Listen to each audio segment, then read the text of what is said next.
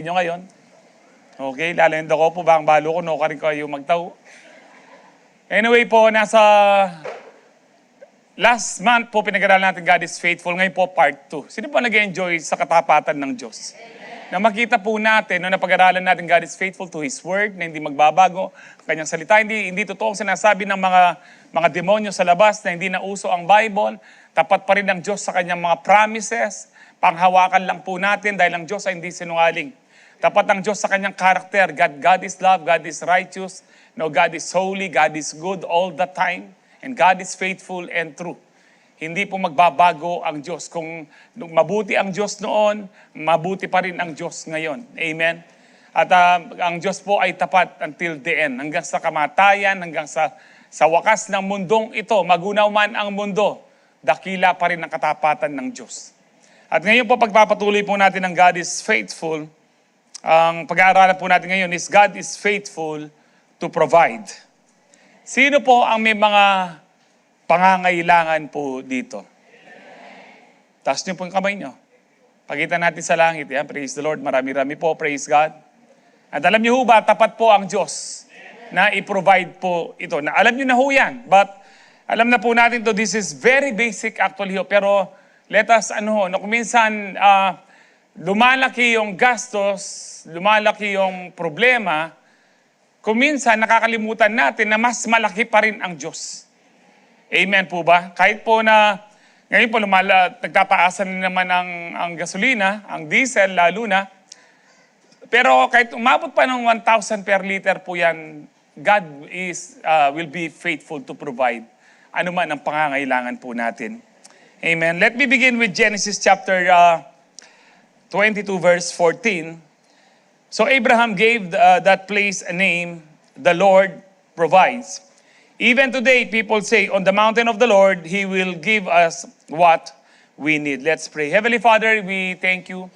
We worship you for being so good to us, O God, and you are worthy of praise because you are the one and true faithful God.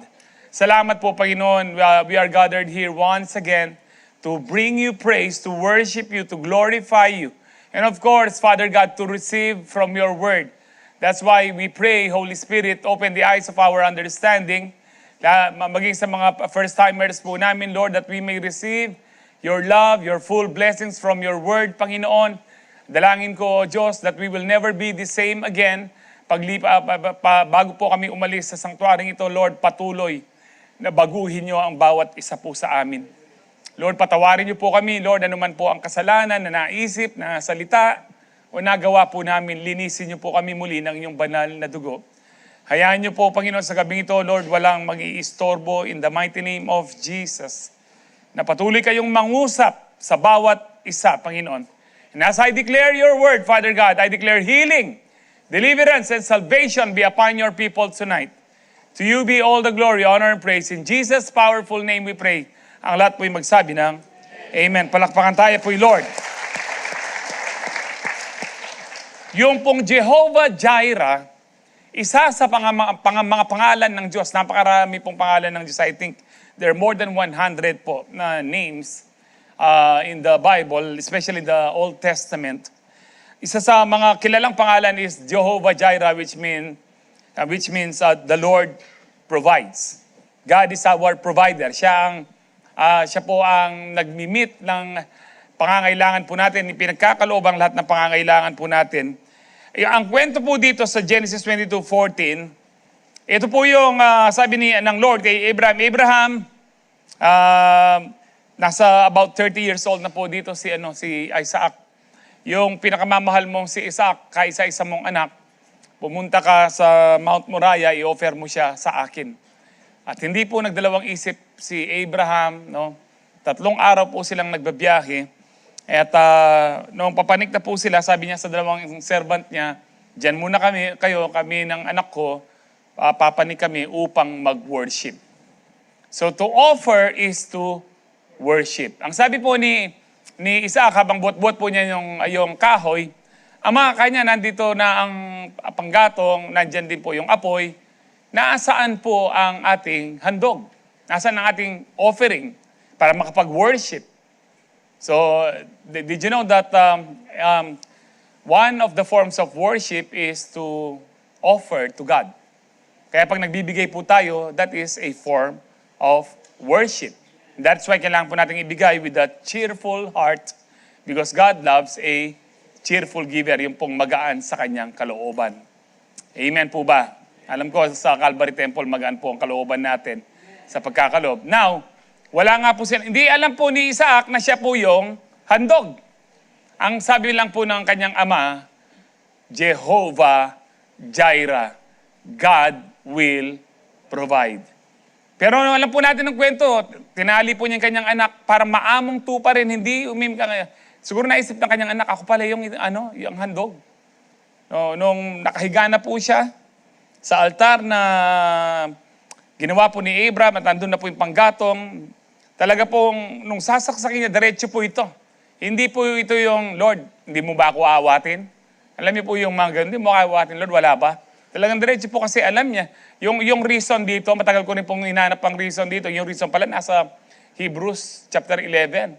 Na kahit patayin niya ang kanyang anak, alam ni Abraham na kayang buhayin, ibalik muli si Isaac sa kanyang buhay. Dahil alam ng ni Abraham na hindi magsisinungaling ang Diyos na sa lahi ni Isaac, darami ang kanyang lahi. Pero nung pinigilan po siya, the angel of the Lord. Pag nabasa niyo po yung the angel of the Lord in the Bible, yun po si Jesus. No, the Yahweh of the Old Testament. Na sinabi niya, ngayon nalaman ko na ikaw ay tapat sa akin. Ang sabi niya. Na wala kang tawag po dito, hindi bibigay sa akin. Alam ko, nakita po ng Diyos kung gaano masunurin siya. And then, nag-provide po ang Diyos ng ram. Male sheep na malaki na po, matured. Para po, totoo po sinabi ni Abraham, God will provide. Hindi po si Isaac ang naihandog, kundi po yung ram. Basahin po natin, no? Abraham didn't name that place after the problem. Hindi niya, dito, ito yung problema ko. He named it after the provider. Kung may mga problema ho tayo, we need to name them after the name of God. Kung may problema ka, halimbawa po, yung may mga matinding karamdaman, cancer, katulad ko po, nagda-dialysis, nagki-chemotherapy, ang tatawagin po natin yan, itong sitwasyon na ito, that God is my Jehovah Rapha. Jehovah Rapha meaning, God is my healer. Siya ang ating dakilang manggagamot. Kaya nga ho, basahin po natin ang mga nakalagay dyan. On Mount Moriah, God asked Abraham to give up everything. But at the last moment, God supplied a ram. Yung po sinabi ko kanina, right there. Abraham learned something we still need today. No, ano po yung natin? That God is faithful to provide. At the last minute, at the last second, tapat po ang Diyos. Sa bundok po ito, pero bakit meron pong isang malaking tupa na lalaki na nandoon at yung sungay po niya, na-trap po siya sa bush. Yung nasa bundok, naitaas ng bundok. Ang ibig sabihin po nito, kahit nasaan ka, na walang imposible sa Diyos na mag-provide. Imposible pong mapunta ang kaisa-isang ram sa bundok po kundi ito ipinrovide ng Diyos. Alam po natin ang mga tupa. Kailangan po yan, meron nagbabantay, may nagga-guide. Pero ang Diyos nag-provide.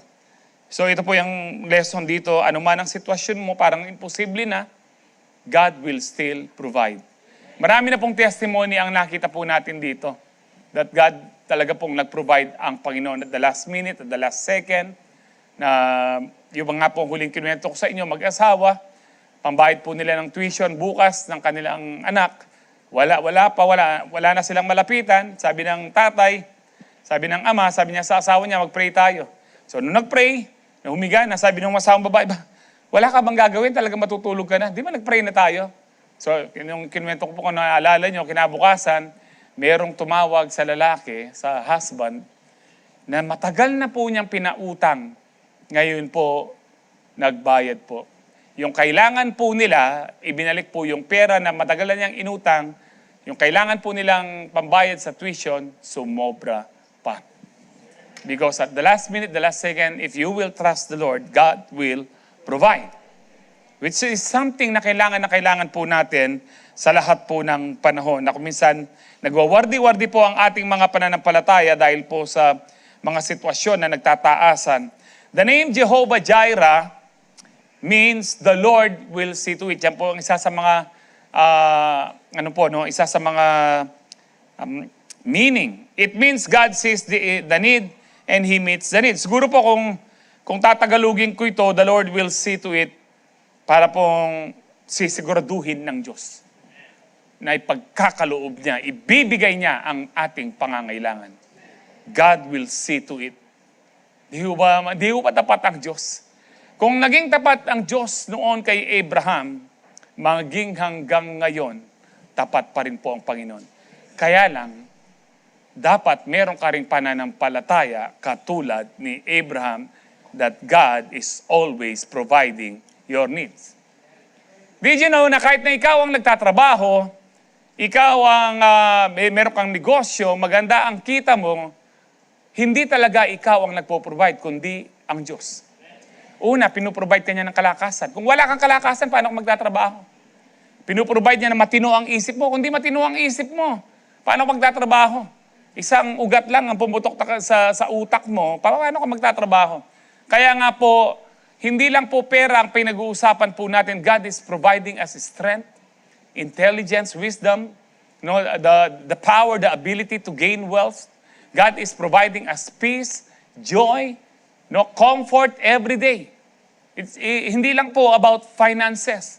He provides po kung ano ang pangangailangan natin. Kailangan mo ng protection, God will provide you protection. Kaya sabi nga po, kailangan mo ng makatulog, you need rest, pahinga. Bibigyan ka ng pahinga ng Lord. The Lord is my shepherd, I shall not be in want. He makes me lie down in green pastures. Kung siya ang shepherd mo. What does it mean na siyang shepherd mo kung siya ang nasusunod? Katulad ni Abraham, hindi nakipag-bargain si Abraham, Panginoon, pwede ba? Iba na lang po ang offer ko. Gusto niyo yung asawa ko na lang. Hindi po ganyan eh. Di ba? O kaya ako na lang. O kaya sa mga 10 servants ko, Lord, hindi nakipag-bargain. Kung ano ang sinabi ng Diyos, yun mismo ang ginawa ni Abraham. Kasi alam ni Abraham, hindi nagkakamali ang tunay na Diyos. Kaya po sa atin, you need to know and you need to remember always na ang Diyos ay hindi nagkakamali. Ano man ang sitwasyon po natin, hindi nagkakamali ang Diyos. Kung minsan hindi natin maintindihan, bakit ano naman tong mapapait na nararanasan po natin? Bakit nape-persecute po tayo? Hindi natin maintindihan kung kailan tayo naglilingkod, nagtatapat sa Diyos. Pero alam niyo ho ba, hindi nagkakamali ang Diyos. Patuloy ka lang magtapat, mag-abide sa Kanya, manatili sa Kanya. Amen? So when you're on your own mountain, a place of testing, waiting, or lack, remember this, God's provision may come at the last second, katulad po kay Abraham, but it never come late. At the last second, pero hindi malilate ang Lord. He is still the Lord provides. Don't just pray for provision. Trust the provider. On the mountain of the Lord, He will give us what we need. Number 1, God is faithful to provide, which means He knows what you need before you ask. Alam na ng Diyos ang pangangailangan po natin bago ka pa mag-pray. Alam na ng Diyos, bago ka pa mag-pray, alam na ng Diyos. Ibig sabihin, hindi na tayo mag-pray? No, hindi po yun ang ibig ng sabihin dito sa ating mensahe. Basahin po natin ang Matthew 6, 7, 8. And when you pray, ang ibig sabihin po ng when you pray, dito pa lang po may mensahe na dito. Hindi, si Jesus po mismo nagsasalita dito. Hindi po sinabi ng Lord, and if you pray. Kung magpe-pray ka, pag sinabi pong when you pray, anong ibig sabihin nito? Dapat ka lang manalangin. When you pray, kailangan talagang manalangin. Hindi siya kung mananalangin ka, hindi po. No, kapag ikaw ay nananalangin, ibig sabihin po, normal dapat ang pananalangin sa atin. Kaya nga po, when you pray, do not keep on babbling like pagans. Huwag kang bumubula ng paulit-ulit. Alam niyo po yung bumubula ng asmuklap katulad ng mga pagano? For they think they will be heard because of many, what? Many words. Alam niyo po yung mga paulit-ulit na prayer? Alam niyo po, may masama ba sa paulit-ulit na prayer? Depende po. Kung yung paulit-ulit na prayer mo, ganito siya, Bapu Maria, mit mo kang bariat, ipakakinitexing kataya mo. Paulit-ulit mo pa, ang gadyang singko, alang minabu. Pero yung prayer mo, Lord, Lord, salamat po, alam ko, nag-provide ka na. Kinabukasan, ganun naman, Lord, salamat po, pinagaling mo na ako, Lord, salamat po. Parang yung widow, talaga pong bombarded po yung evil judge. Sabi ng Lord, kung ito, sabi niya na masama, pinagkaloob dahil hindi tumigil sa kakahingi yung babaeng balo. How much more na sa Heavenly Father na napakabuti niya.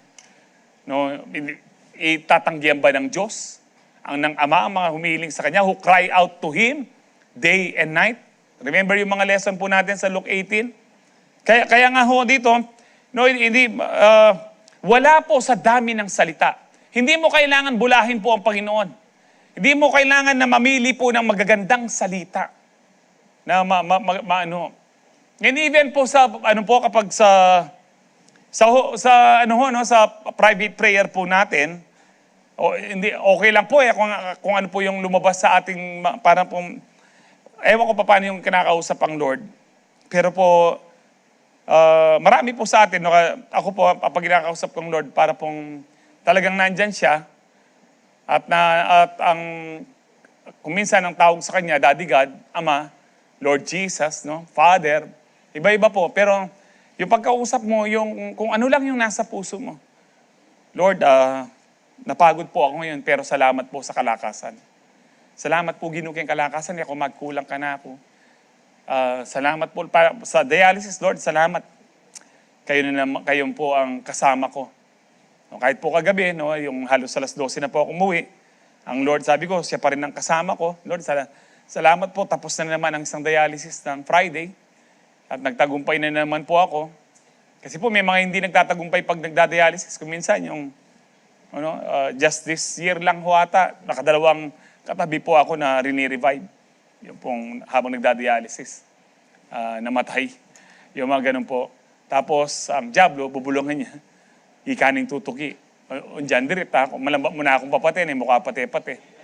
Ang Lord, ang kukuha ng buhay ko, hindi ang diablo. Ang kukuha ng buhay po natin, ang Panginoon. Bakit? Isinuko na natin ang ating buhay sa Kanya. Amen po ba? Kaya hindi tayo dapat matakot sa kamatayan. Hanggat na kay Kristo ka, hanggat ikaw ay sumusunod, it doesn't mean being perfect.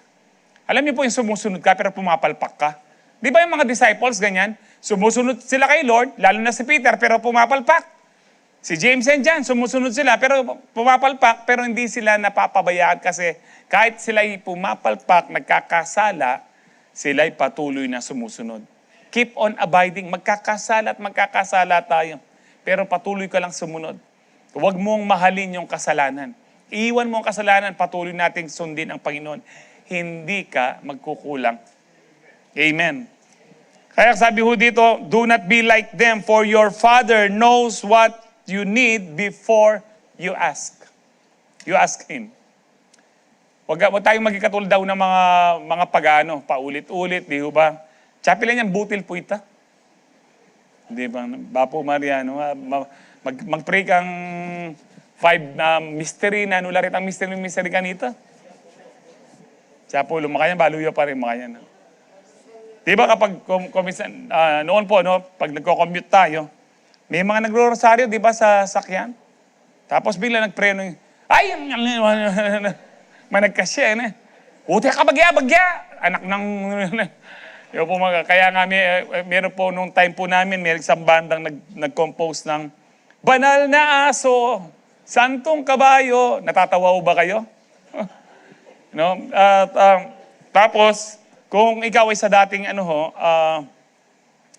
pasat nakakita ka ng simbahan, gumaganong-ganong ka. Ako, pamagutan doon ata rin balbas na rin, haliwa rin ka. Pero hindi po ganun ang inihiling po ng Panginoon. Ang inihiling po niya, when you pray, yung pong puso mo ay ituon mo sa Diyos. Alam ng Diyos ang pangangailangan mo. Hindi mo kailangan bulahin ang Diyos. Hindi mo kailangan magmakaawa. Oh Lord. Hindi mo kailangan umiyak kung di ka naman naiiyak. Pero kung naiiyak ka, okay lang. Pero kung pilitin mong maiyak, lalo na, limbawa po sa mga grupo nyo, sa CU, O kaya kahit dito po, kung minsan ikaw yung leader ng prayer, kung nung kinukunwari mong mag-iyak-iyak, hindi po yan ano ng Lord. Alam niya kung talagang umiyak ka o hindi. Hindi mo naman kailangan umiyak po, anak ka ng Diyos. No? Yung po bang anak nyo, pag umihiling, yung may mga anak dito, pag may hinihingi sa inyo, lagi bang umiiyak? Hindi na ng pamasahe. No? Ganun ho ba? Di po ako, sabi ko nga, no, sabi ko sa misis ko kailan lang, no, ngayon lang ako nagkwenta, sabi ko, magkano ba yung binibigay mong baon sa mga anak mo sa kanya? Yung nag-aaral sa, 250 daw, ganun. 250. Pero pag aalis yung mga yan, hingi pa ng 100 sa akin, Daddy ka, kukuha po sa pantalon ko, sa wallet ko, kukuha ng 100, Daddy paying 100 pagpamasahe ko. O babali pa rin baon nila, 350, no, kako, ganun. Araw-araw, kako. Ngayon lang namin nagkaalaman, binulgar ko sa miss ko. Ganun, umuhingi pa pala sa'yo, ganun. Pero God is faithful. He provides. He provides po. Dito po sa Matthew 6, lundag po tayo ng verse 25 to 34. Therefore, I tell you, do not worry about your life. Nagwo-worry ba kayo sa buhay nyo? Sabi ng Panginoon, do not worry about your life, what you will eat or drink, or about your body, what you will wear. Nano na kayang kananta mo yan yung ganon. Nano kayang sulot ko? Sino na problema sa inyo? Anong ay susot ko kaya mamaya? Alam niyo po, nung paano po namin, nung 80s, yung mga damit namin paulit-ulit lang. Sa church, maano mo po yan, paulit-ulit kung minsan, every other Sunday. Ito yung susot mo, sa next Sunday iba, sa ano naman. Kasi kung minsan, dalawa lang yung damit mo. Kung ano lang po, noon po, maluluwang po ang mga cabinet po namin. Mahirap po ang buhay po noon na. Ngayon, ang dami, di ba? Ang daming ukay-ukay, ang daming damit. No? Kaya nga po ngayon, bakit ka nagwo-worry? Then sabi po ng Panginoon dito, is not life more than food? Kung buhay ka kahit anong pagkain mo, mahalaga buhay ka at healthy ka. Ito pong sinasabi ng Panginoon. And the body more than clothes. Kung healthy yung body mo, no, mas okay yan kesa yung gusto mo laging bago ang iyong suot. Sino po dito ngayon ang tuwing tahawak kayo ng cellphone, nagsha-shopping kayo, na ano kayang bayong malan niya no? Sino po yung maraming, yung pong cart nyo, 99 plus na. At marami dyan, kundi sapatos, damit. Di ba? And then, pero sabi ng Lord dito, look at the birds of the air, they do not sow or reap or store away in barns. Nakita na ba yung mga maya, rendenas, sa labas? Nakita na ba kayong nagpila po yan sa trabaho? Na, mag-apply po ako ng trabaho. Nakita na bang bumili ng rep para mag-store sila? In fact, kapag malakas po ang bagyo, no, may namamatay na tao pero walang ibon na patay. Bakit? Ang sabi po dito, no, they do not sow or reap or store away in barns. And yet, ang sinasabi po dito, wala silang trabaho, walang ginagawa. Pero, your heavenly Father, pinapakain sila, feeds them. Ito pong pinakamaganda sa lahat. Are you not much more valuable than they? Hindi ba na mas higit na mas mahalaga ka? Mas mahalaga tayo kesa sa mga ibon? Tingnan niyo po ito, kung pinapakain ng Diyos ang mga ibon, hindi nagkukul. Wala po, nakakita na ba kayo ng maya na po lumapit po sa inyo? Alam mo, subukan niyo po, no, ako nasubukan ko rito ngayon, tinigilan ko na. Yung araw-araw, pakainin mo yung mga mayo, tandenas. Araw-araw po yan, dadami yan. Dadami po yan, dadami. Mag-e-enjoy ka. Pero kung meron kang garahe, may sasakyan, hindi ka na mag-enjoy. Puro tahi na yung mga may pupo na. Sabi ko, sabi ko, hindi ko na kayo pakakainin. Total ng Heavenly Father, pinapakain naman kayo kako. No? Pero ngayon, nakabang po sila kung ano yung tira ng aso, kumakain po sila. Wala pa akong nakitang ibon na nagpunta sa harapan mo at nagmamakaawang, pakainin mo ako. Tweet, tweet, tweet, tweet, tweet, tweet. Bakit pinapakain sila ng Ama? Hindi ba mas mahalaga ka, kapatid? Miga ka nakakakuna, anong kanan mo kaya, Riken, lalo na po ngayon, ang dami hong pagkain ngayon. Panahon po namin, 80s, alam na alam mo kapag madalang ka lang makaamoy ng manok, ay magluto lang manok ng siping bali. No, yung pong maganoon. Alam mo yun. Pero ngayon, wala na kumakain nga babawang makanyan Di ho ba? Madalang ka lang magmanok. Ngayon po, no, gano'n kamunta, purong manok. May birthday, may manok. Punta ka sa mga restaurant, may manok. Hanya yan ikatamon, balang titilawak tayo ng titilawak yan. Pinagpala po tayo ng Panginoon. And then sabi dito, can any one of you by worrying add a single hour to your life? Meron ba sa inyo, sa pag-aalala, pagiging balisa po natin, sabi ng Panginoon, na madagdagan nyo ng isang oras ang buhay nyo? In fact, scientifically, medically proven, when you are stressed at lagi kang nagwo-worry, umiiksi ang buhay mo. Kaya nga po, don't worry. Be happy. Amen? Don't worry. Be happy. Alam niyo po, kahapon, nabanggit ko sa CEO namin ng mga council, kung minsan daig pa ho tayo ng mga tambay. Sino po itong naging tambay na? Ako po, nung graduate na ako, at wala akong trabaho, medyo mahirap ang trabaho po noon, madalas ako sa kanto, nakikipagkwentuhan, ganyan. Alam niyo po ang buhay ng mga kanto boys? Mayroong faith yan. Andiyan nga lata ang obra yan pare yan. Bukas mga tamo, rilem mo manan. O pangabagya kayo natin managkat, birthday ng kayo, mga tamo, di ba? By faith sila, pati yung inom na. Potang kayo natin managkat kakatamo, minum tamo. O by faith. Mas by faith pa ho sila kaysa sa atin Tambay po yung mga yan. Tambay po yung mga yan na Kaya si Jose Manalo, bibigyan daw po ng mga retirement yung mga tambay Si Mayor, pero tayo hindi tayo tambay, mga anak tayo ng Diyos. Sila hindi nagwo-worry. Actually, naano ko na rin din po ito, nung nagtatrabaho po ako sa Clark, ayaw po namin yung management, mga pioneers po kami. Alam niyo, pag pioneer ka ng isang company, kung minsan may pride ka, mga pioneer kami, ganito, gusto mo ganyan, para bang entitled ka. Po kami, nagsi-resign dahil hindi po maganda, hindi nagumanda yung palakad sa Clark po ito. Ang namin, pare, namin, kahit mag-resign tayo, kakain naman tayo, magkakakinsiping mong bali, mga kaya, Yung pong, alam niyo po yung tsempuhan mo lang yung kumakain sila. Nandyan ho ba si Chuy, kaya, kinimangan ka, mga, ika naman, nung kaya mo, nung kabangpang ka, pini nga manuyang ko ini, mga anak ko na naman, di ho ba? Tsempuhan mo, yakang malyaring yung mga, maganakala rin Pilipino. Pero, kidding aside, tayo po'y mas mahalaga sa mga ibon. Lahat po ng klase ng hayop, mas mahalaga. Lalo na tayo pong mga anak ng Diyos, wag po nating sayangin ang buhay natin, maiksi lang ho dito. Kahit may problema tayo, kahit gaano katindi ang problema, don't worry. Be happy. Gusto ng Lord, happy ka. Kaya nga, di ba sabi niya, sabi po ni Paul, rejoice in the Lord always, and again I say rejoice. Nung sinabi niya po yun, nasa bilangguan siya. Sinabi rin po niya sa Thessalonians, always pray, rejoice always, pray continually. Lagi po nandiyan ang rejoicing sa Nehemiah 8:10, the joy of the Lord is your strength.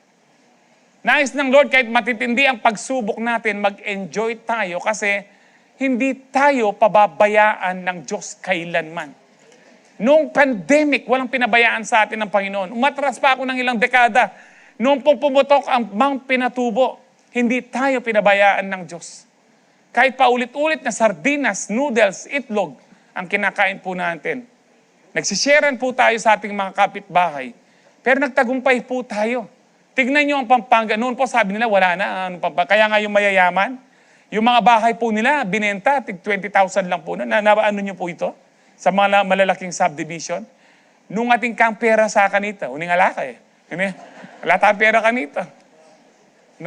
Marami pong nagbenta po ng mga bahay kasi alam nila, sa itsura ng Pampanga, wala ng pag-asa. Pero tapat ang Diyos sa Pampanga dahil may mga anak siya dito sa Pampanga. Tignan niyo po ang Pampanga ngayon. Bakit tayo ganyan kaunlad? Mabuti ang Diyos. Tapat ang Diyos. Dahil ikaw ay nasa Pampanga, kapatid. Amen?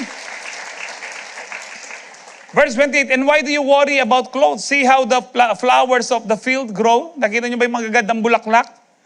Ngayon po ata wala na tayong field na flowers na ganyan, And they do not labor or spin. And yet I tell you that not even Solomon in all his splendor was dressed like one of these.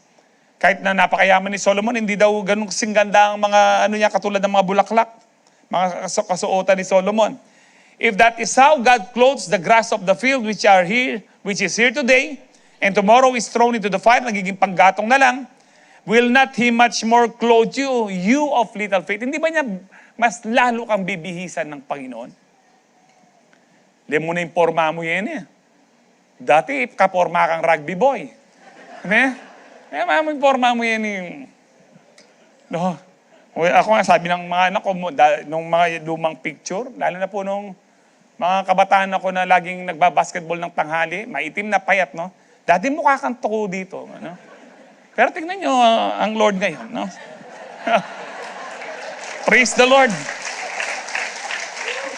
Ito pong yan, parehong branded po yan. Brand X. Brand X po. Ang Lord po, He will clothe yung sabi dito. Hindi ka ba niya bibihisan ng Panginoon? No? Dati ka man lupang tao na niya, kakristyano eh. Pero yan eh, lupa na kang tao. Leming kaya kasiping mo, lupa yung tao yan. Lupa na yung tao yan eh. No? So sabi ho dito, ang liit naman ng pananampalataya nyo. Kapag nagwo-worry ka, pinapalit mong pananampalataya para sinasabi mong hindi kaya ng Diyos. Kaya ng Panginoon. Ang tanong lang, kaya mo bang magtiwala sa Diyos? So do not worry saying, what shall we eat or what shall we drink or what shall we wear?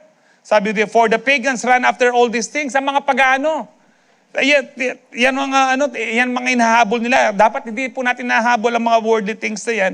And your Heavenly Father knows that you need them. Alam ng Diyos. Kaya nga po sa mga pangangailangan natin, pag nag-pray tayo, huwag masyadong mahaba po. Mas pag-pray po natin, yung mas importanteng bagay. Sa ating pong bansa, kaya pinag-pray natin ng ating bansa, ang sabi po sa sinabi ni Paul, pakitingnan nyo nga yung Timothy, nasa Timothy na pray for your leaders. No, kung gusto po natin, di ba gusto lang natin sa ating bansa, mamuhay po tayo ng mapayapa, tahimik, at mapayapa po. Ang sabi po ni Paul kay Timothy, pray for your leaders. Ayan po, I urge them, 1 Timothy 2:1-2, I urge them first of all, una sa lahat, that petitions. Ano po itong petitions? Mga petition mo kay Lord. Lord, meron akong gustong i-petition sa iyo. No, may prayer ako, may request ako, intercession and thanksgiving be made for all people. So kapag nagpe-pray tayo, unahin mo natin ang ibang tao. Kung minsan ang prayer natin walang joy kasi inuuna po natin, sarili po natin. Kaya nga po joy unahin mo natin si Jesus sa prayer natin. Worship Jesus. And then, others. Tapos huli na yung you. Why? Kaya nga, may joy ka kapag ganyan po na hinuhuli po natin ating sarili. And then, sabi po dyan, for kings.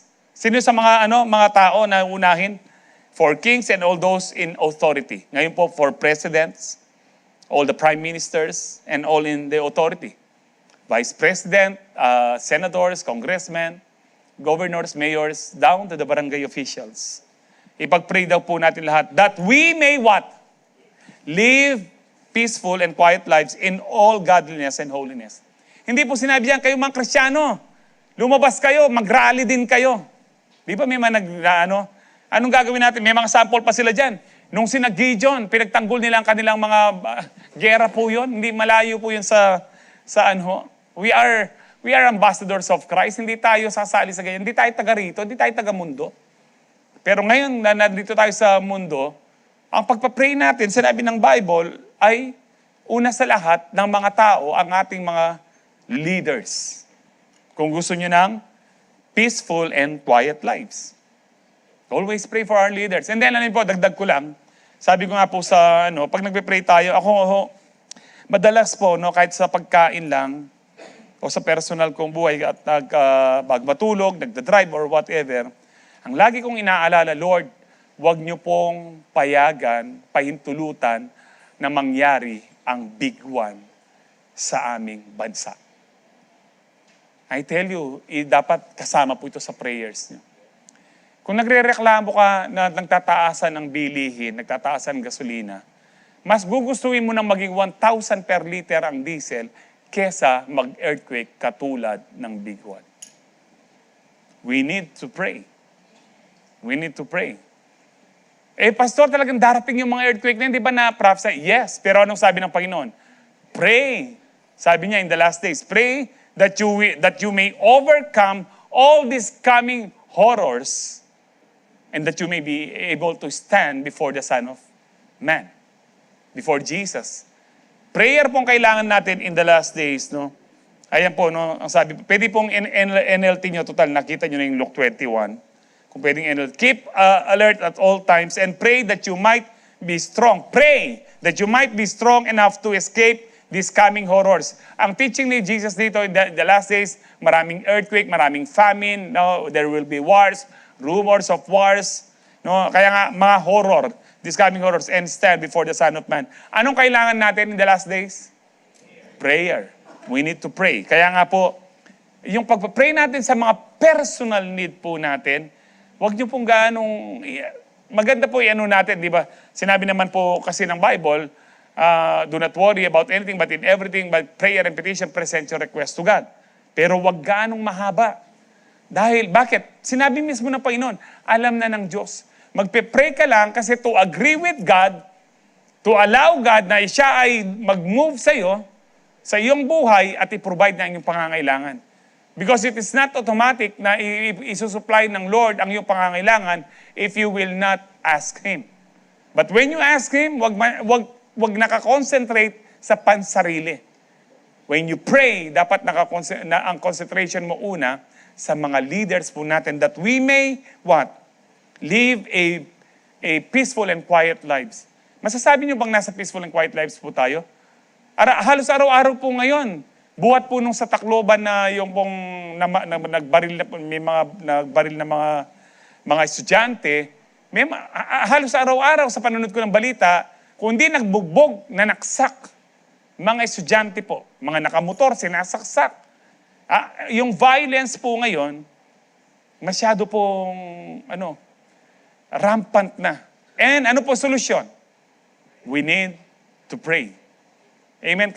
Yung provision ng Lord sa kung may ka kung minsan may pangangailangan ka lang sa fasting mo pa, no? Yung pong sa tuition fee. I'm not saying na masama po 'yan.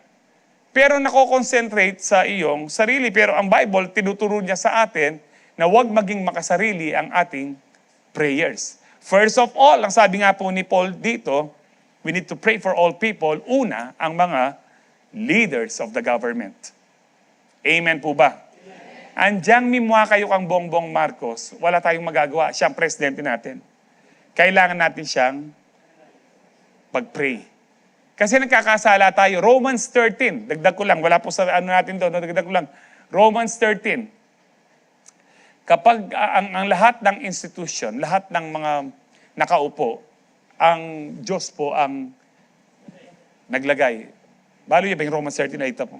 Let everyone be subject to the governing authorities, for there is no authority except that which God has established. The authorities that exist has been established by God. Tingnan po natin ang verse kung meron pa tayong makukuha pong Consequently, whoever rebels against the authority is rebelling against what God has instituted. And those who do so will bring judgment on themselves.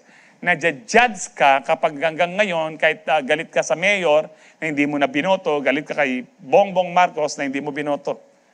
Kasi po, hindi iluluklok ng Diyos yan. No? Yung sinasabi nyo, bangag yan, adik yan, kung ano ba, puro chismis o I don't know kung ano pong totoo dyan. Pero ang totoo ito, ang Diyos po, kahit po isang masamang tao, inuupo ng Diyos. Nasa Bible po yan.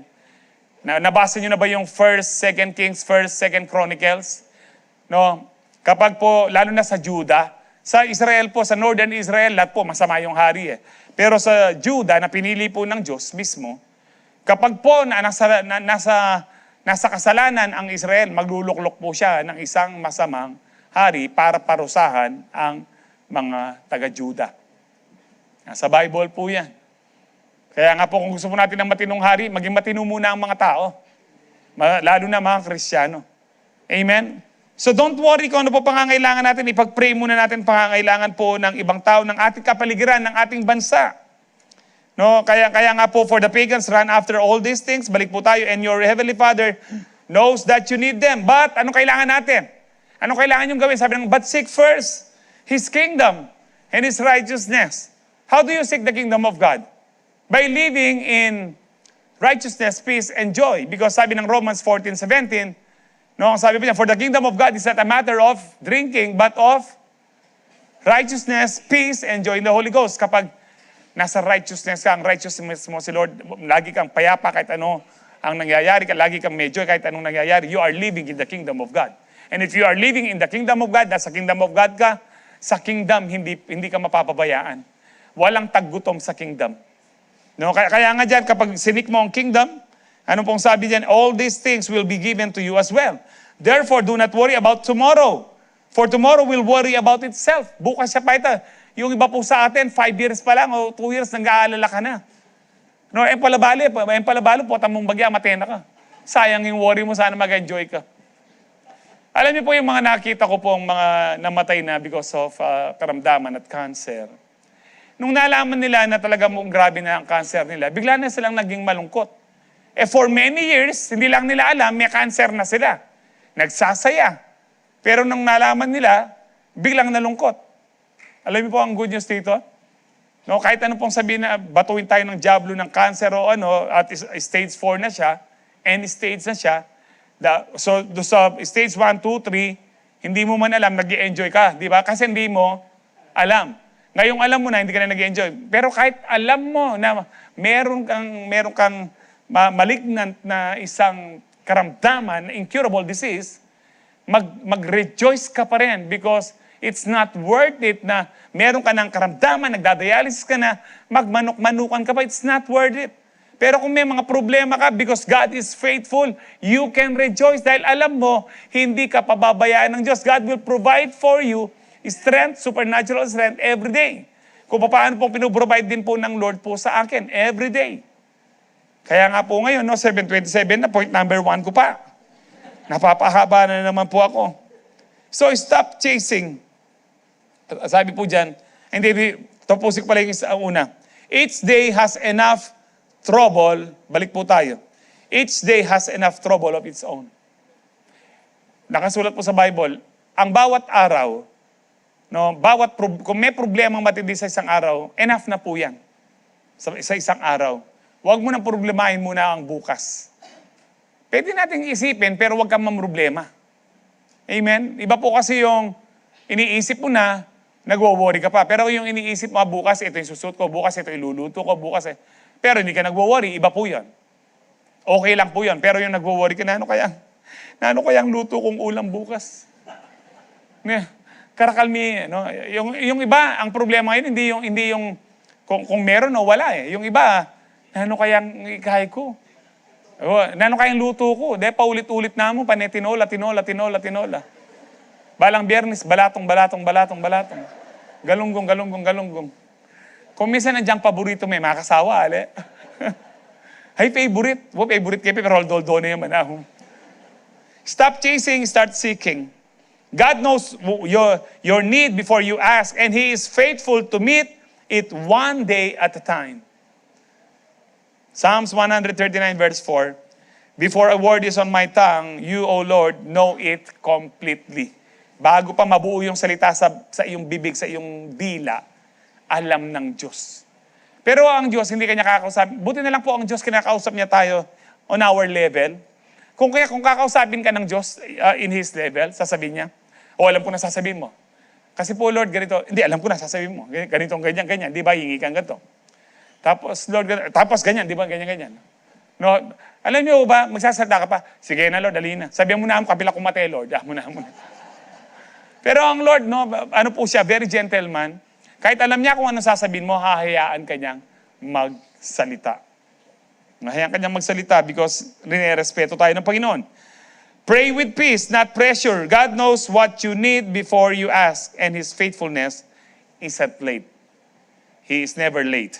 Number 2, God is faithful to provide, which means He supplies abundantly, not barely enough.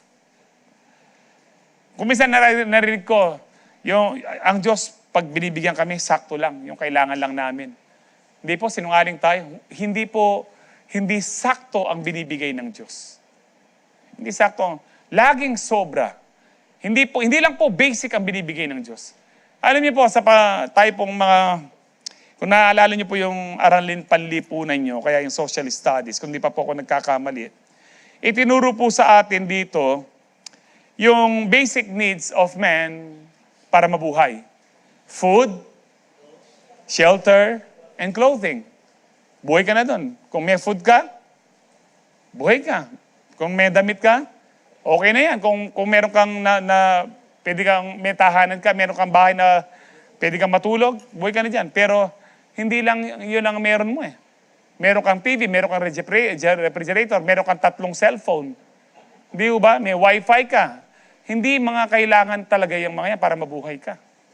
Hindi yan essential. Mas essential yung lugaw na hindi pinapapasok sa barangay. Naalala niyo pa ho ba yun? Ano po, magdi-deliver po ako ng lugaw. Ay, hindi essential yan. Anong klaseng lugaw? Wala, may manok siya. Wala, hindi siya essential. Kung may manok, essential yan. May manok na siya. Kaya alam niyo ho, He supplies abundantly, hindi po sakto lang. Balikan po natin ang Philippians 4:19, and my God shall supply all your need according to His riches in glory by Christ Jesus. He will supply our needs. O tingnan mo, Pastor, ang bibigay lang ng Diyos sa atin, yung need lang natin. Hindi yung wants natin. Did you know na maging yung heart's desire natin, binipag nagkakalob ng Lord? Hindi mo na kailangan. Sabi ko nga sa inyo, kailangan ba natin ng cellphone para mabuhay? Hindi, desire lang po natin. Binigay ba ng Diyos? Binibigay nga niya. Yung iba nga ho sa inyo, every year, nagpapalit kayo eh. Hindi na po kailangan mo ba ng sasakyan? Na para mabuhay? Hindi naman talaga. No, siguro kailangan mo sa business o ano ngayon. Pero para mabuhay ka basically, hindi mo kailangan, pero binigay ng Diyos. So hindi totoong yung kailangan mo lang ang binibigay ng Diyos. Ang binibigay ng Diyos, Psalms 37:4, delight yourself in the Lord. Magpakaligaya ka sa Diyos. At ipagkakaloob niya yung desire, yung nasa ng iyong puso. Diba? Ang dami pong binibigay po ng Diyos sa atin na hindi naman natin kailangan pero binigay niya. Ang dami nating, alam niyo po sa ating prayer, na hindi po tayo dapat bumubula, sa ating prayer, instead of asking again and again, sa ating prayer, dapat ang pinakamarami, praise and thanksgiving. Panginoon, salamat po, meron akong ganito. Panginoon, salamat po, may sasakyan ako. Panginoon, salamat po, may bahay ako kahit inuupahan lang. Lord, salamat po, may mga ganito akong gamit, may microwave ako. Salamat po, meron akong kung ano-ano pong mga appliances. Ang dami po natin dapat ipagpasalamat sa Lord. Lord, salamat po, nakakarinig po ako. Ako pa makalak, kalupan ng siping mimbali. Lord, salamat po, medyo nakakakita pa ako. Hindi po ako malabong mata, hindi ako bulag or whatever. Ang dami po natin dapat ipagpasalamat sa prayers po natin. Instead of demanding again and again. We need to thank God. Amen po ba? So saan po isusupply? From what source? Where does God, kinukuha ng Diyos ang mga pangangailangan po natin? From His what? Riches.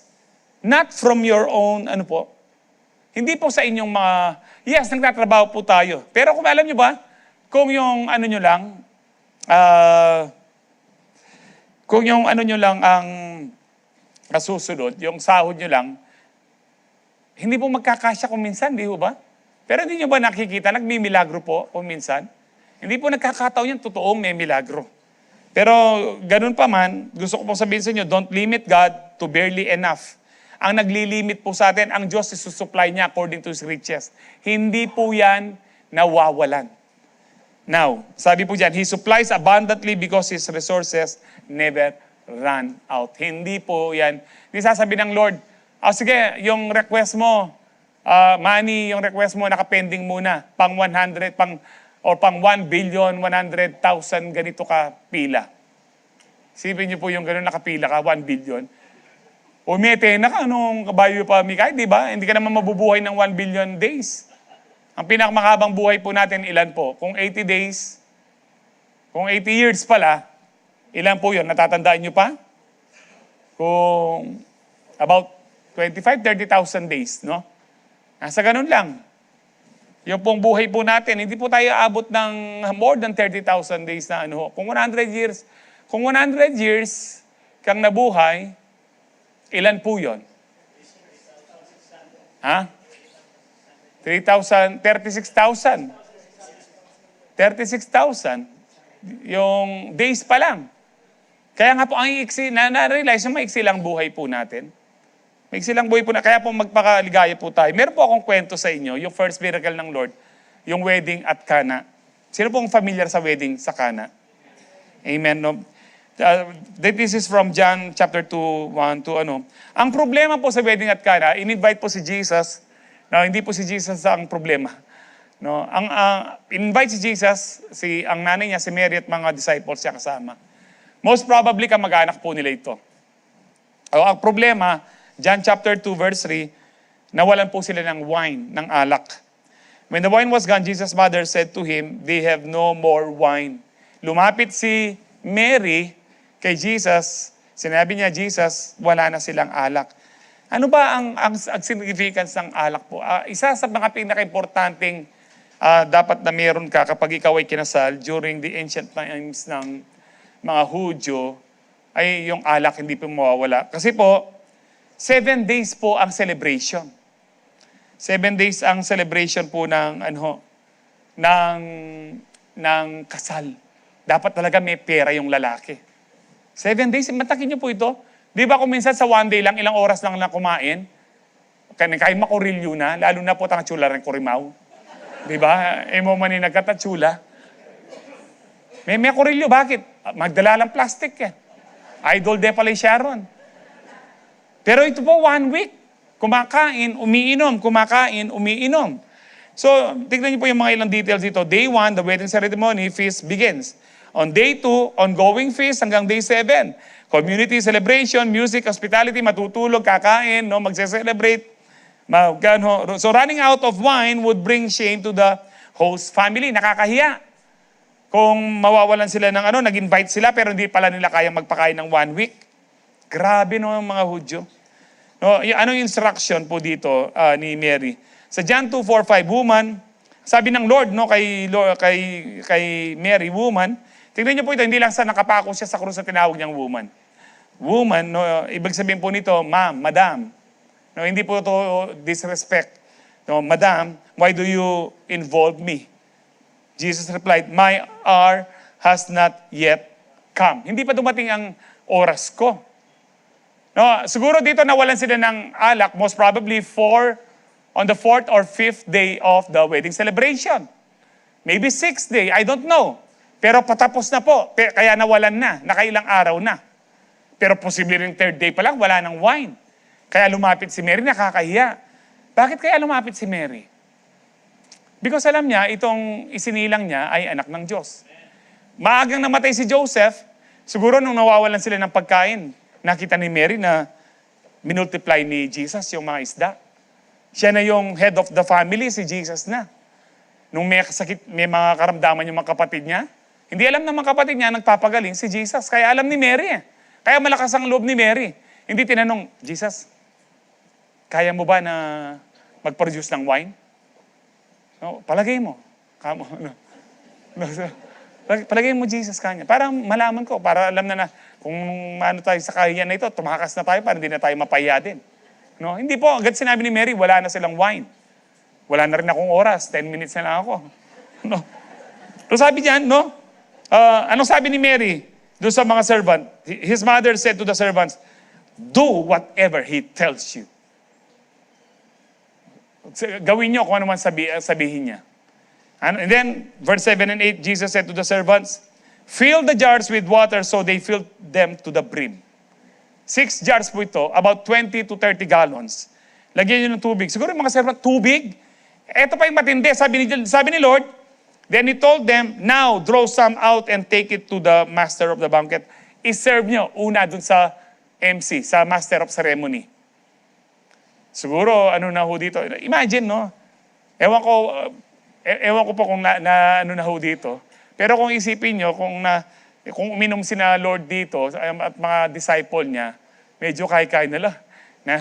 Lord, naburi ng mamo. O napiiyak-iyak ka. Ala nang alak. Alam po ba ka? Ito po ang master of ceremony, isa-serve. Kung servant ka, susunod ka ba? Pero kasi kung servant ka, sumunod ka lang, wala ka ng mali. Kahit alam mong na anong pagawa ng boss mo. Sa atin po, sumunod ka lang, wala nang mali. May boss ka, may manager ka. Pag pinagawa niya, sumunod ka, wala nang. Pero kung alam mo suggest mo, kapag hindi niya tinanggap, sumunod ka. Wala nang mali. Sa mga babae po, mga asawang babae, magpasakop lang kayo, wala na kayong mali. Ang laging may kasalanan, lalaki. No? Bakit? O yan yung seli mo, di ba yan yung pesali mo? Awapin pala. O di ba? Kaya ka? Malinis ka, sabi mo, di ba? Ot makanyan yung luto, di ba palo pa makanyan may kaya? Pero kung kinontra mo, di ba pasali ko makanyan? Ay, liburi ko makanini, pasali ko pin makanini. Magkaaway po kayo. Pero kung sumunod ka lang, no? Maano mo yung buhay mo? Happy ka lang.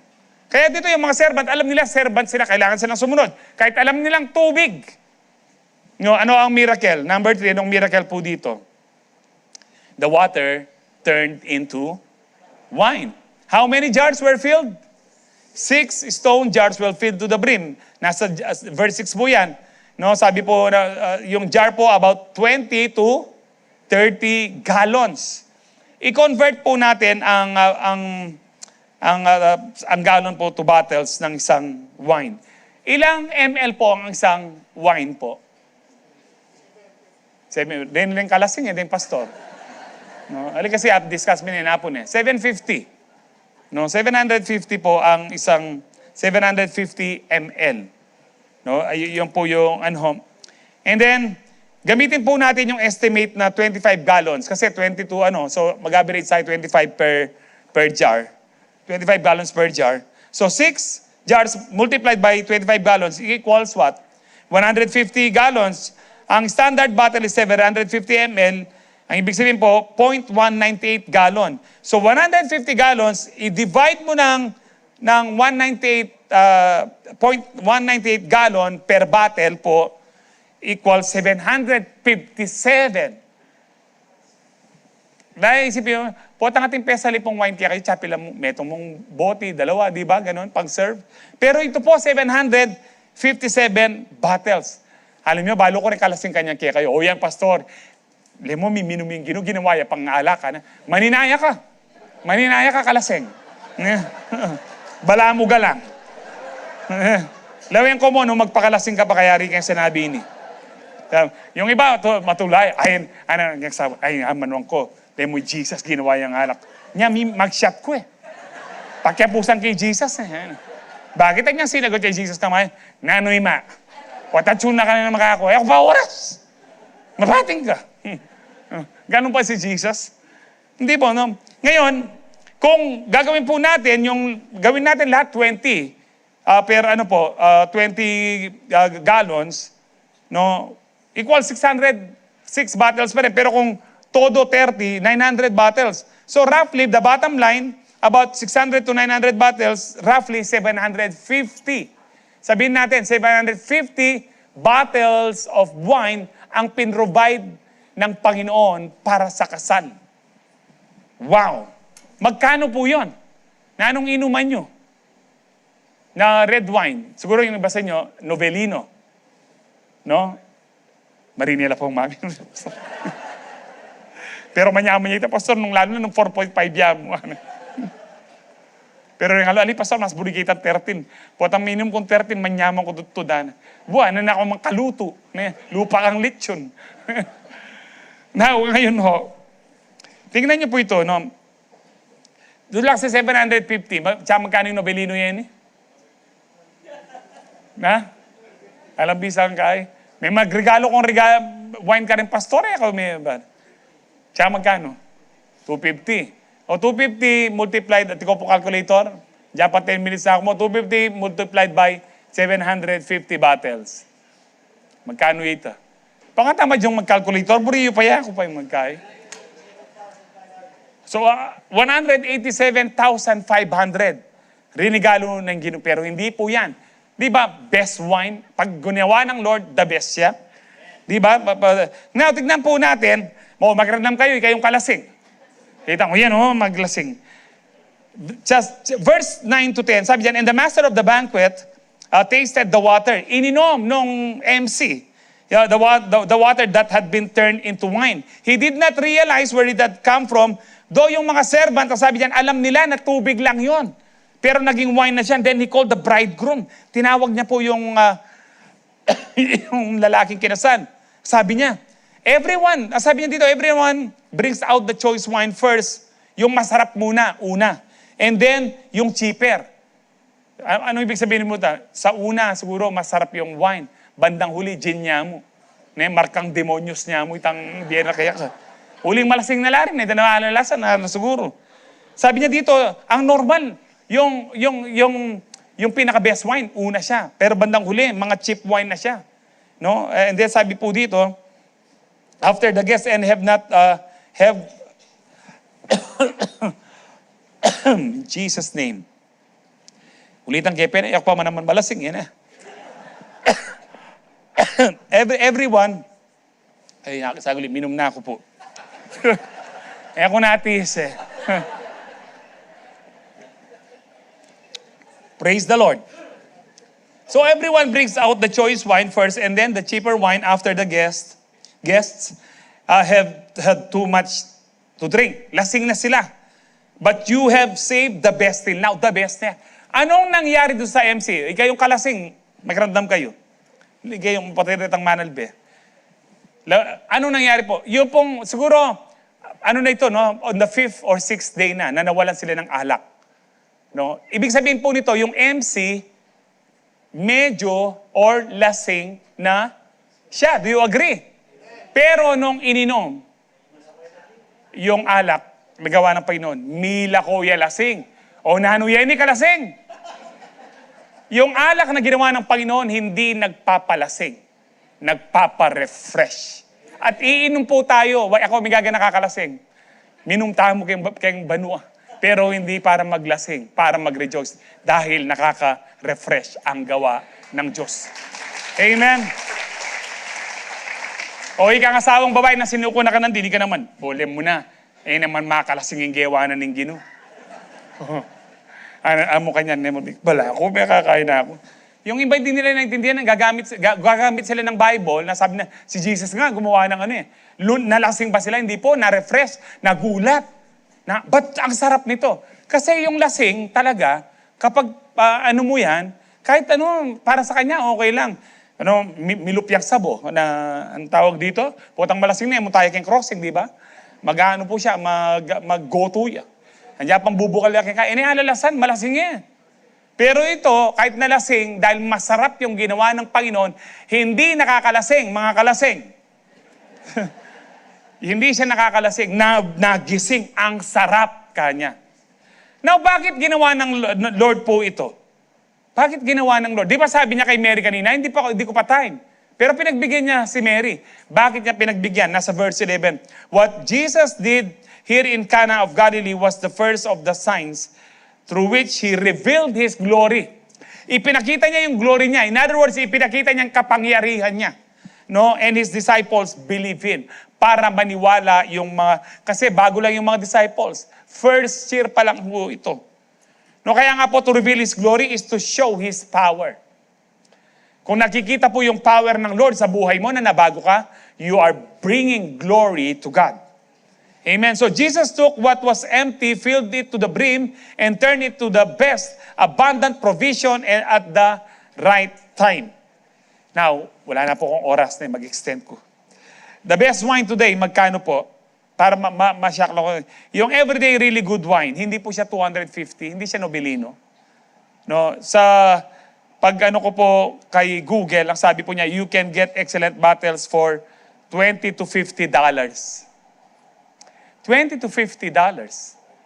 So $50, sabihin na natin, kahit doon lang sa $20, multiplied by 60, magkano siya?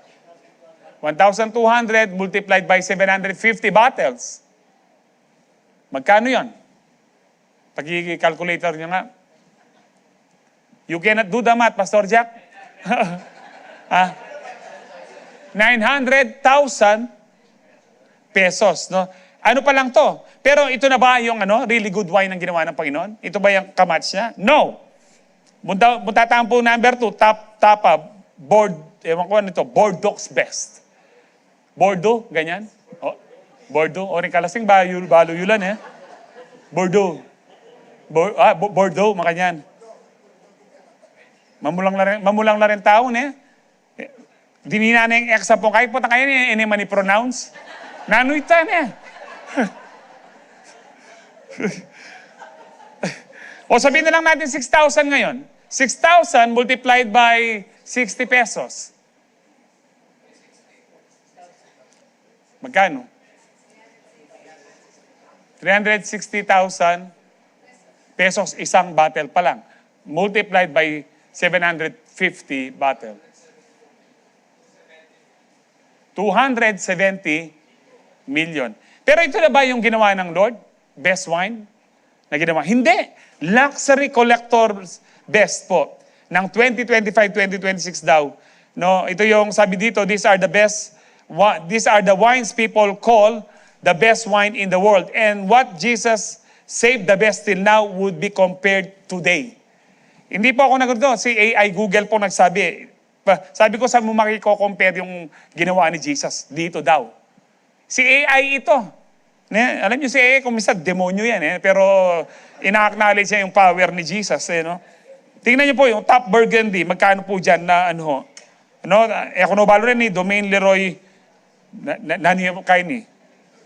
Musigni, Musaini, Grand Cru.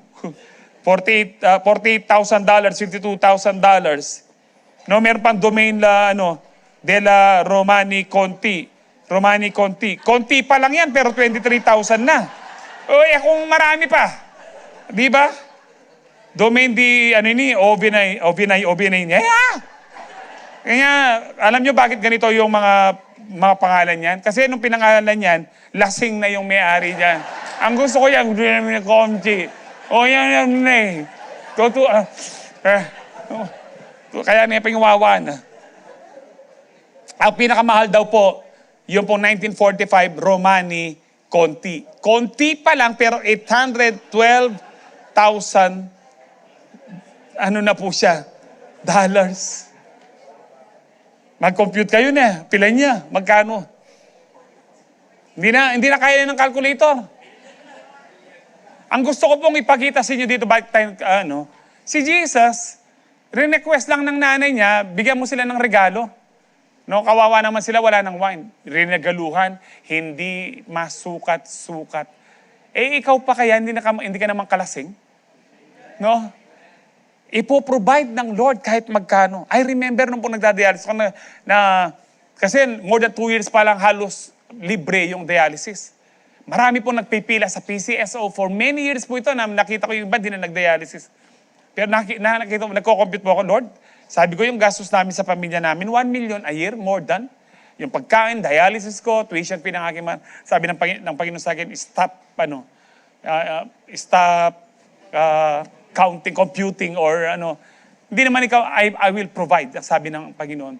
Ni minsan hindi po kami ng utang kahit po kasi alam po ng Lord.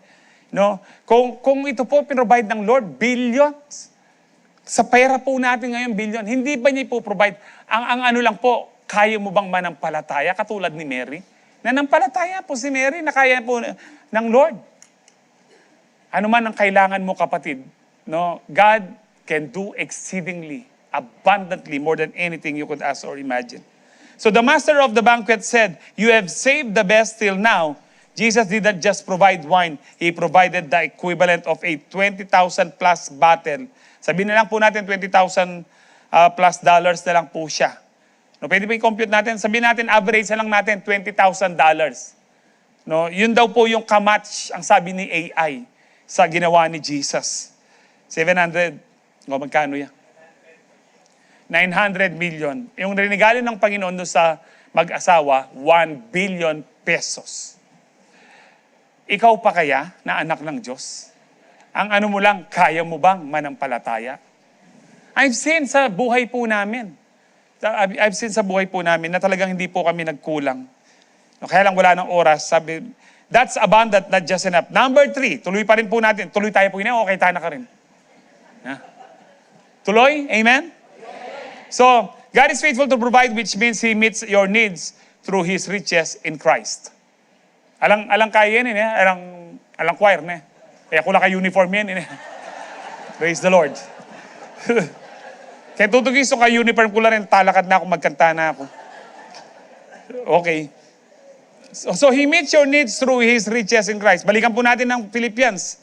And my God will meet all your needs according to His riches and glory in Christ Jesus. Anong natin dito? Don't look at what you don't have. Look at who you have. Ano ba yung wala mo? Pero tingnan mo, ano ba meron mo? Meron akong Jesus. Your provider isn't limited by your bank account. Wala akong pera sa bulsa, wala akong pera sa bangko. Your timing or your resources, hindi yan ang mga ano mo. He supplies your needs through the endless riches of Christ. Kaya yung regalo niya sa wedding at Cana, 1 billion pesos sa pera po natin. Grabe. Conservative pa ho yun. Conservative pa ho yun.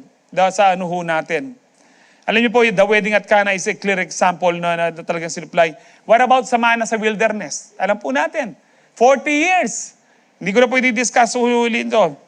Yung feeding of the 5,000. 2 isda at 5, sabi nga ni Pastor Joshua kanina, 5 pandesal na malunggay. No? Minultiply ng Panginoon. Hindi nagreklamo ng Panginoon, yan lang ba yung dala nyo? Sabi ng Panginoon, akin na, pinagpasalamat ko. Pinagpasalamat niya sa Ama, sabi niya, i-serve. Alam niyo bakit hindi nagduda yung mga disciples? Kung kayong disciples, i-serve ba? 2 isda lang at saka 5 tinapay.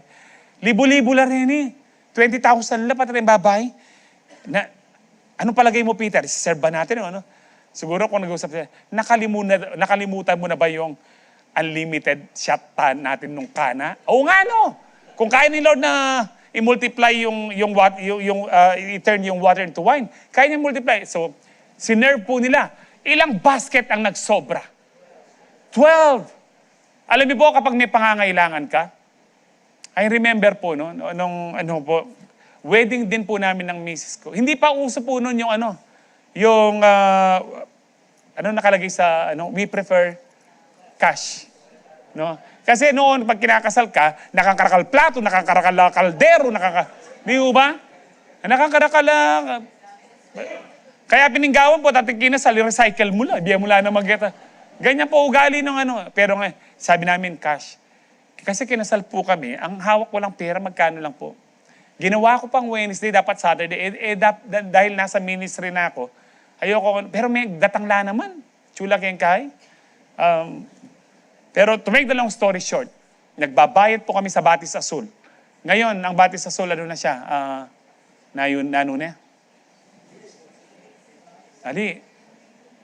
Basta, yung dyan, no? Yung paaralan ng mga cook. No? Anyway, alam niyo po yung Batis Azul. Nandun po kami, yung ceremony, tsaka nagbayad po kami, literal po kami nagbubukas ng envelope. Nagpe-pray po ako. Yung team song po namin, yung inawit natin kanina, Great is Thy Faithfulness. Kaya nung inawit namin nung kasal, Lord, great. Kami lalabi akong gulo, Lord, dara ka lang rin tao ako. Dara ka lang rin tao, Lord. Dara ka lang rin tao. Hindi ako mag-concentrate po sa Talaga nagpe-pray ako. Sabi ko, naninggawa ko ngayon niya ako. Talaga, by faith po. Pero alam niyo po, nagsobra pa po kami. Doon sa binayad po namin. Tumatawa po yung sekretary na wala pala kayong pambayad. No? Kaya sa po. Meron si Lord, Marami pong ginawa ang Diyos sa buhay po namin.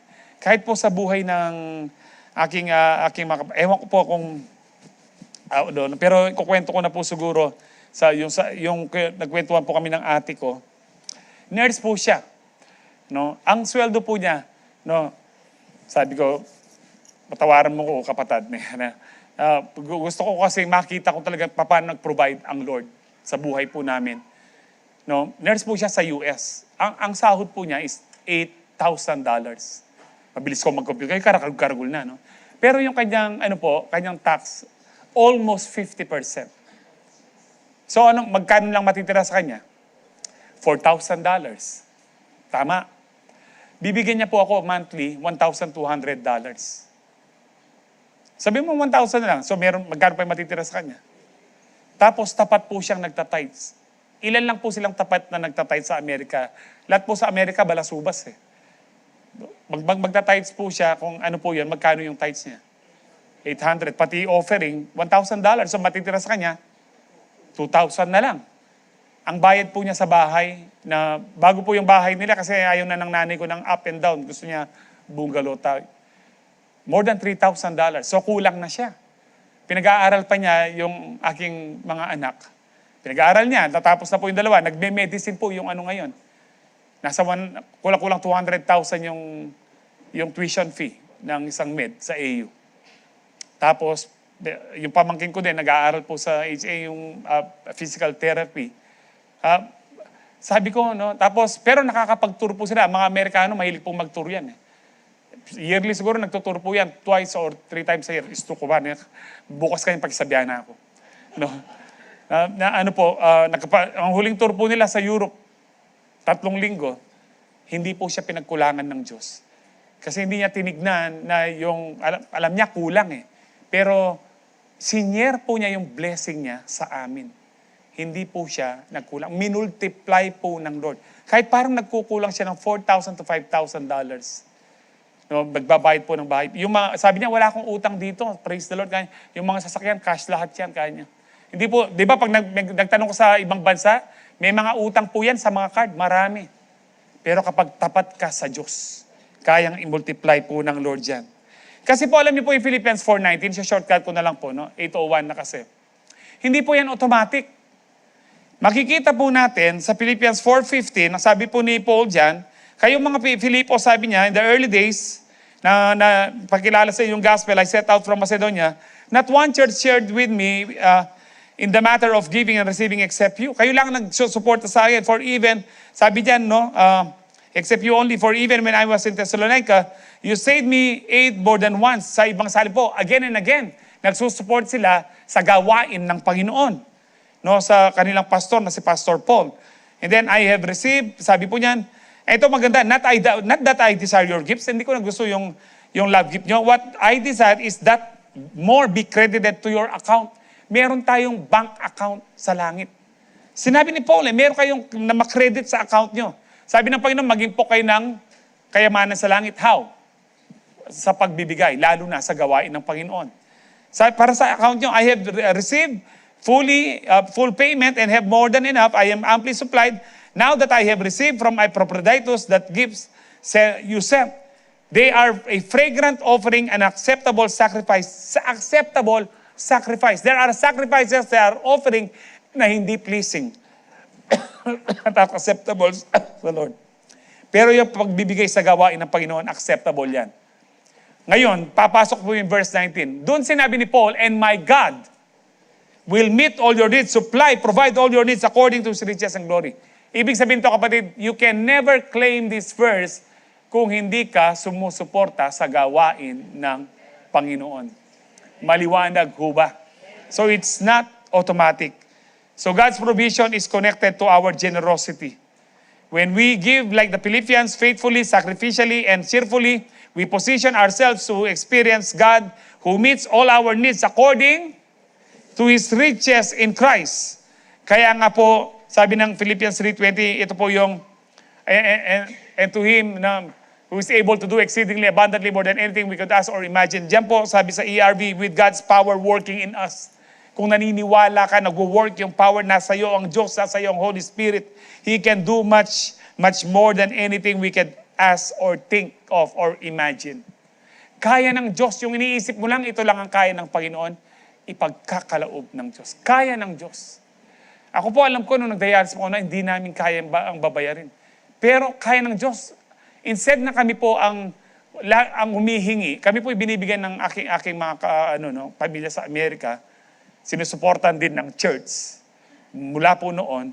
Pero kami pa po yung nagbibigay kasi alam namin kapag ikaw ang nagbigay, ikaw ang aani. Amen? Kung nagwo-work po yan, magbibigay ka, magiging generous ka. So don't limit God to your logic. Ito lang ang pera ko yan. Don't limit His supply to your math. Hindi po ubra yung you can do the math kay Lord. Mahirap po yung math ng Panginoon. Sobra. 2 isda, 5 tinapay, libo-libo, may sobra pa. 12 basket full. He supplies according to His riches through Christ, and by His power, He can do far more than we ask or think. Amen? So, mag-review na po tayo. God is faithful to provide. He knows what you need before you ask. He supplies abundantly, not barely enough. He meets your needs through His riches in Christ. Romans 8:32. Ang sabi po dyan, kung hindi pinagkait ng Ama ang kanyang anak na si Kristo, enipigmaymut, binyene, hindi ba niya ibibigay ang lahat ng bagay? Ang ano lang dito, you need to change your mind na ang Diyos mabait siya, mabuti siya. Gusto kanyang i-bless. Ang problema, kaya mo bang maniwala? Kung hindi niya, alam niyo po ang pinakamahirap na ginawa ng Diyos? Yung ibigay niya ang bugtong niyang anak, pero naagawa niya. Hindi ba niya magagawang ibigay yung pinagpe-pray mo ngayon? Bahay man yan, lupa, sasakyan, business, or whatever. Kaya ng Diyos. He is faithful to provide because He is already given us the greatest gift. Sino po yun? Si Jesus. If He gave Jesus Christ, He will not withhold anything else we truly need. Sino mo may pangangailangan sa gabing ito? Maniwala ka, more than you could ask or think or imagine, ibibigay ng tapat.